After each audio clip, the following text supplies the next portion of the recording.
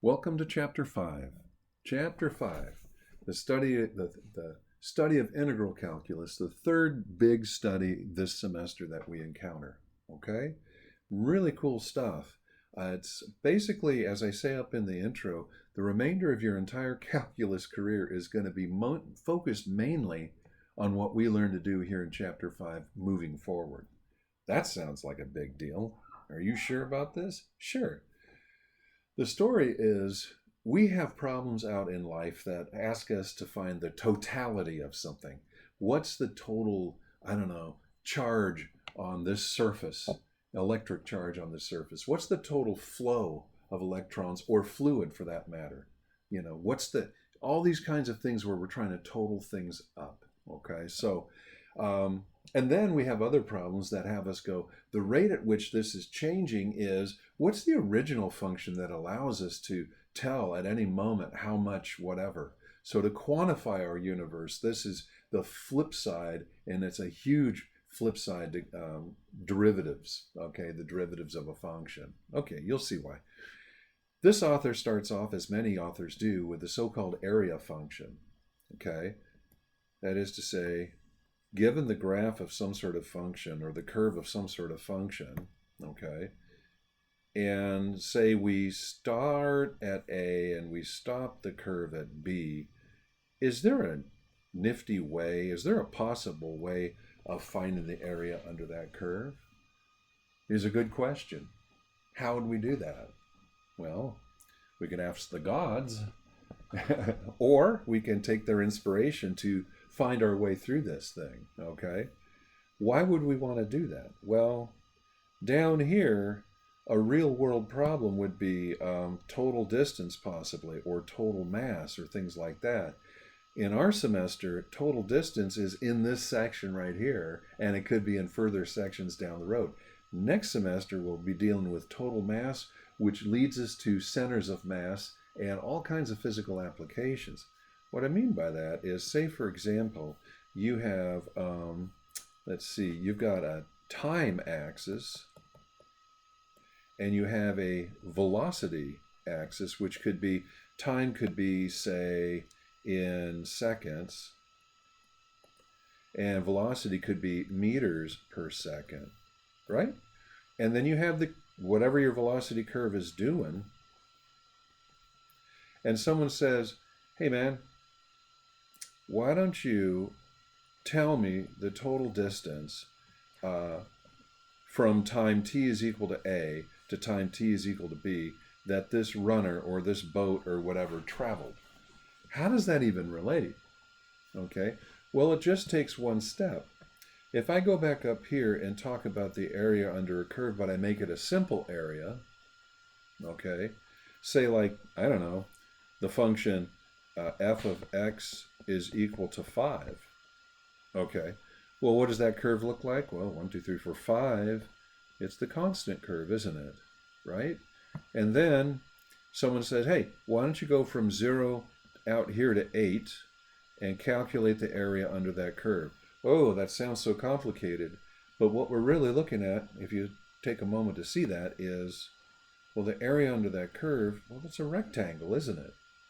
It's 5 by 8, and the area is 40, okay?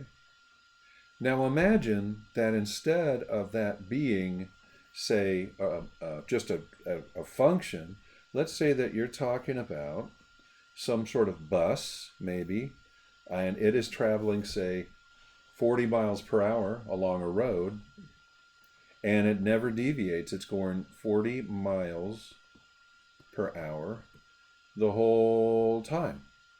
And let's say you go, okay, from 0 to, say, 3 hours, well, how far did it go? What's the total distance? You see what I'm saying? You know what I'm saying here? This is another area, isn't it? It's another rectangle with an area. And the area is 40 times 3 is 120. But we know from the story that it's 40 miles per hour times 3 hours gives you miles, 120 miles. So that's a way of trying to drag you along, pull you along and say, look, finding the area under curve has its uses. It doesn't have to just be total distance. Like I said, it could be other things. So we're going to walk into this, the next two sections on into the third. We're going to learn how to find very efficiently and precisely mathematically how to find the areas under these curves.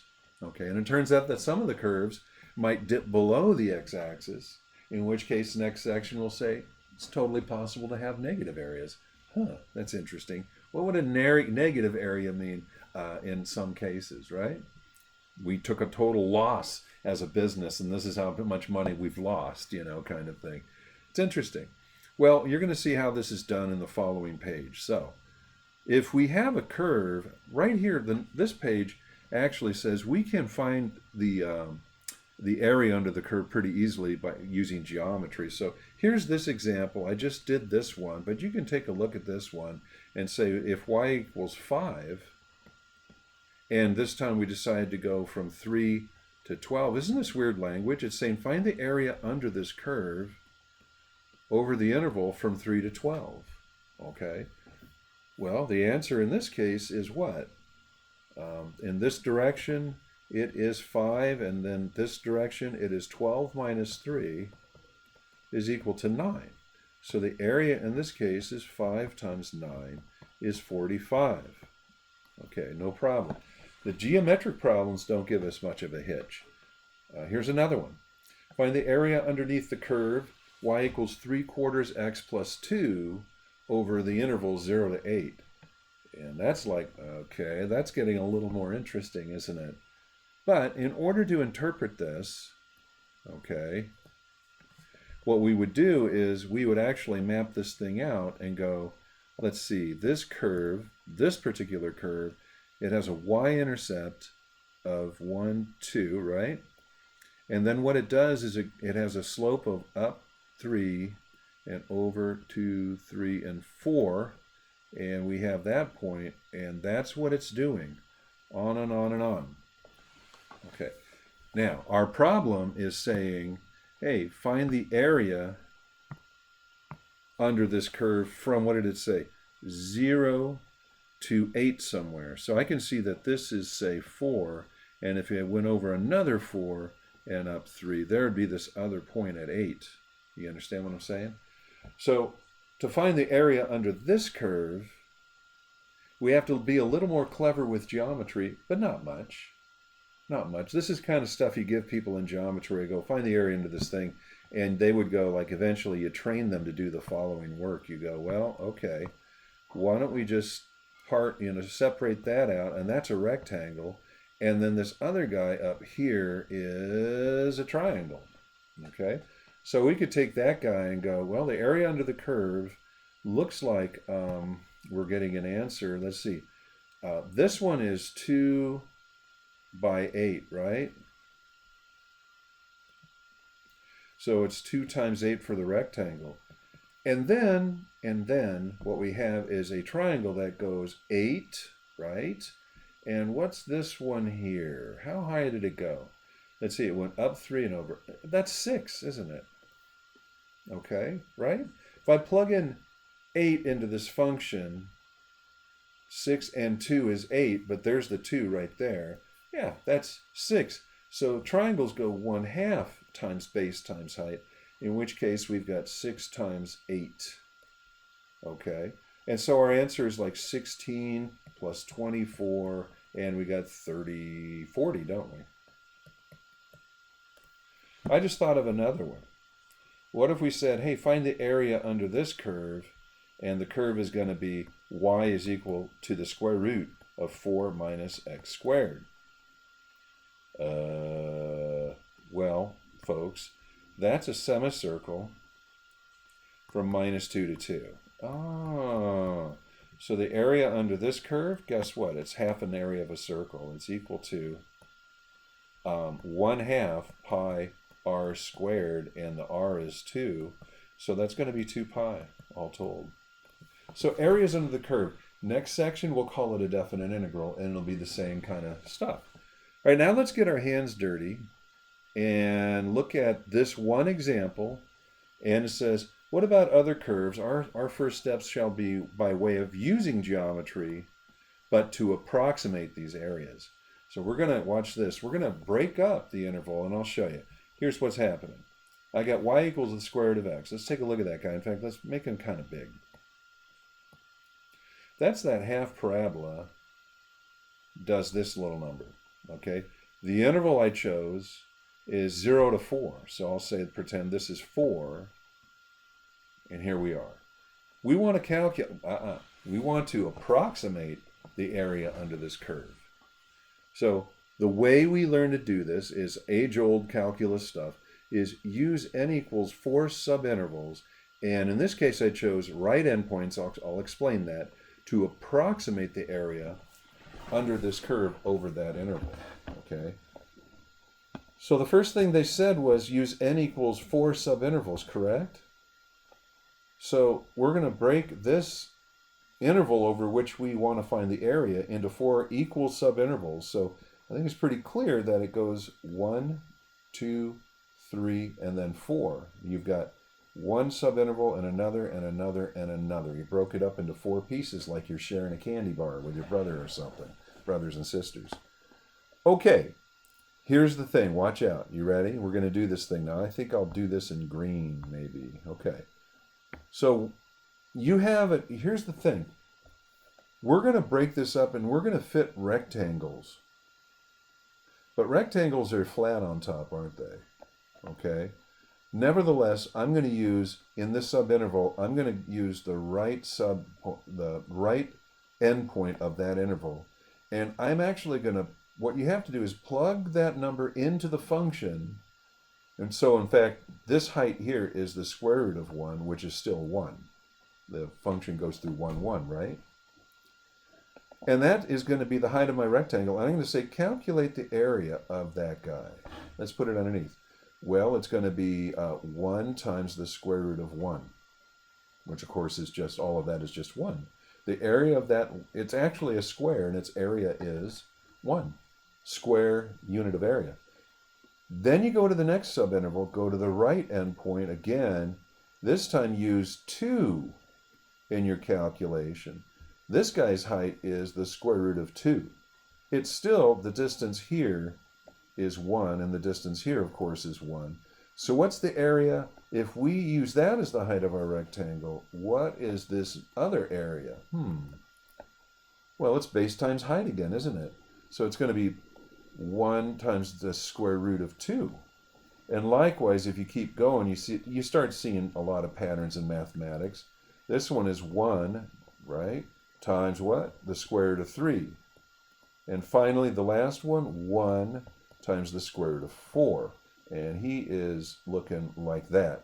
So as you can see, if we calculate the areas of these rectangles, well, it's a pretty crummy estimate, isn't it? But you can still do it.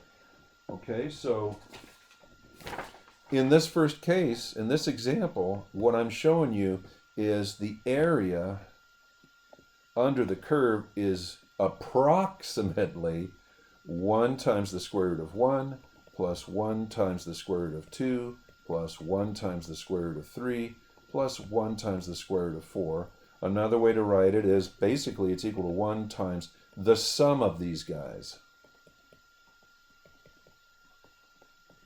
And the reason I'm being weird about how I do that is when you do your problems, you're going to want to factor out that width of the thing. It could be 0.5 at some problems. Maybe it's even 0.25.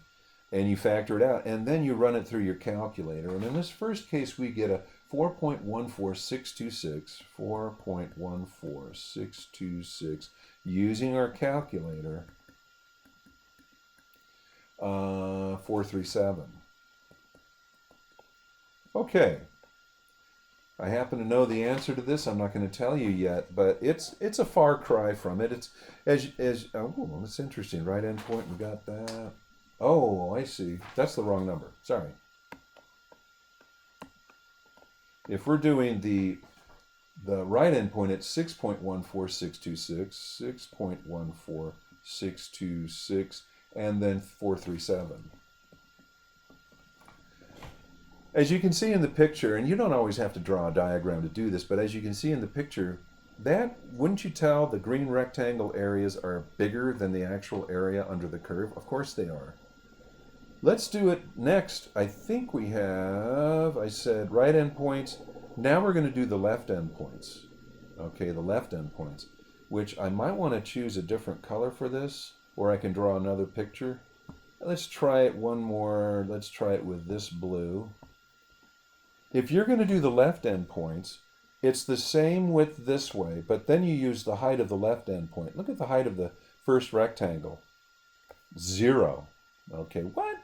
Yeah, because in this case what we'll do is we'll say that the area is going to be approximately, instead of 1 times square root of 1, it's going to be 1 times the square root of 0. I'll show you. Okay, so that's weird. Here's the next endpoint though. See the blue? Now we're going to go blue, and this is my area, but the height of that guy is going to be, so this is going to be 1 times the square root of 0, 1 times the square root of 1. The green is I'm showing you is the right endpoint, and the blue that we're working on right now is the left endpoint. So now we go up to radical 2 and across.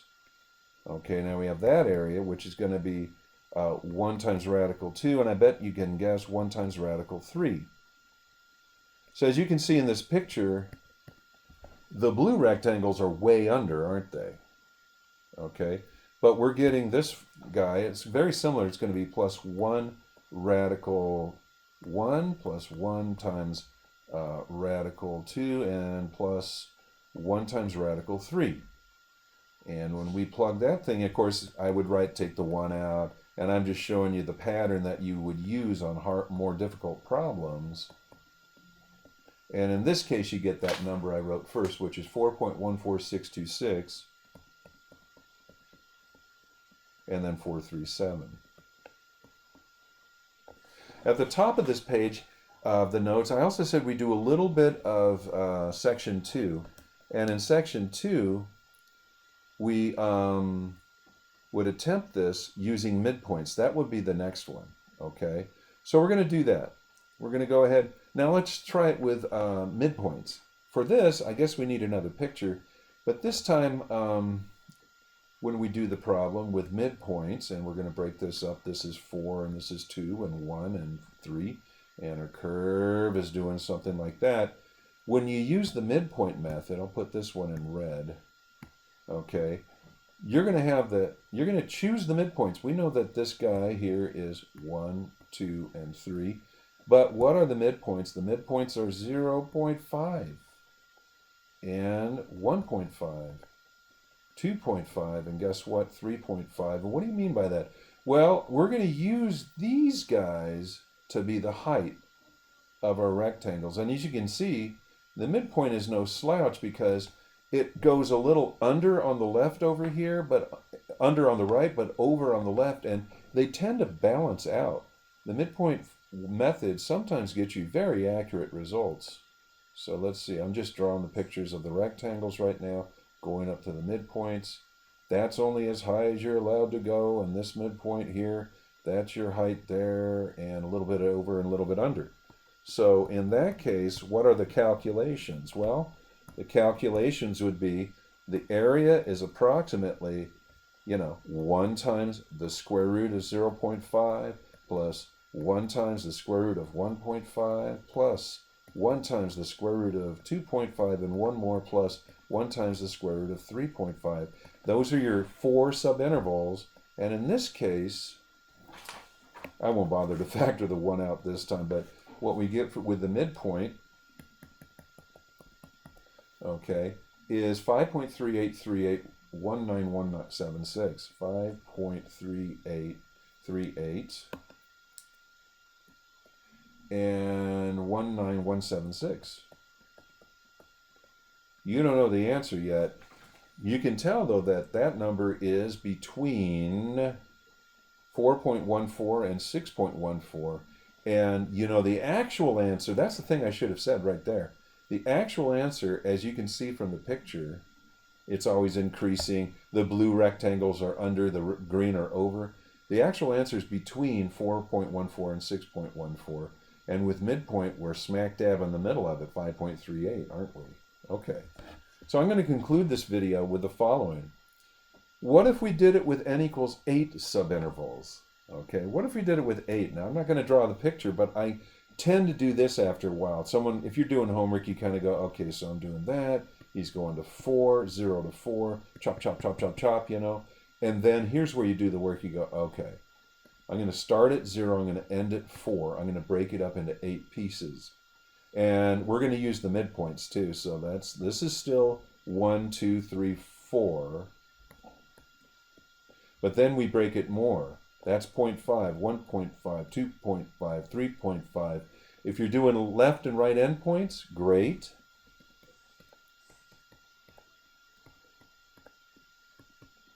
But if you're doing midpoint, then you got to bust in the middle here and go, what's that midpoint? What's that midpoint? Midpoint, midpoint, midpoint, midpoint, mid. There's 8 of them. The first one is a quarter because it's half of a half. It's 0.25. The next one is 0.75, and so on. Okay, all the way across you see a pattern. So what we end up when we're doing 8 subintervals is the following.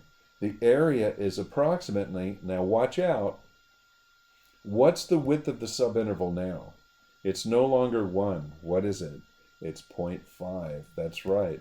So what I'm going to do is save some ink and time, and I'm going to say all those widths factor out to the front, 0.5. And in here, I'll use the function go square root of what?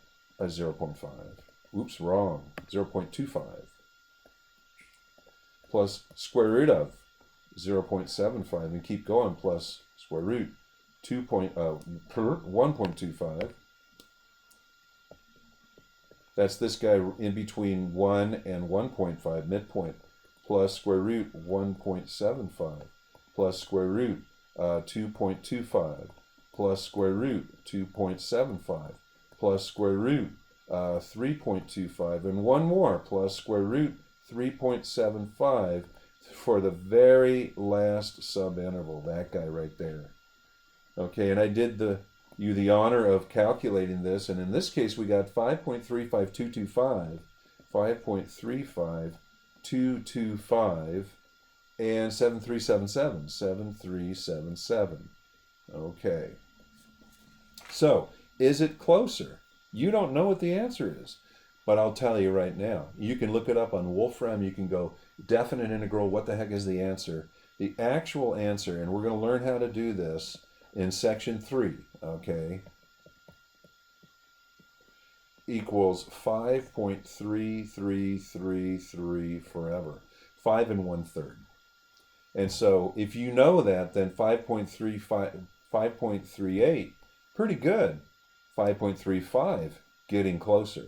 And if we add more and more subintervals, we're going to head towards that guy like it's a limit. Okay, that was lengthy, but it's important to get that one started. That's what a lot of what your homework's about. Either you're taking a function and doing it, or you're using a table or a graph or a table that they give you to figure this stuff out. Okay, that's it for this tape.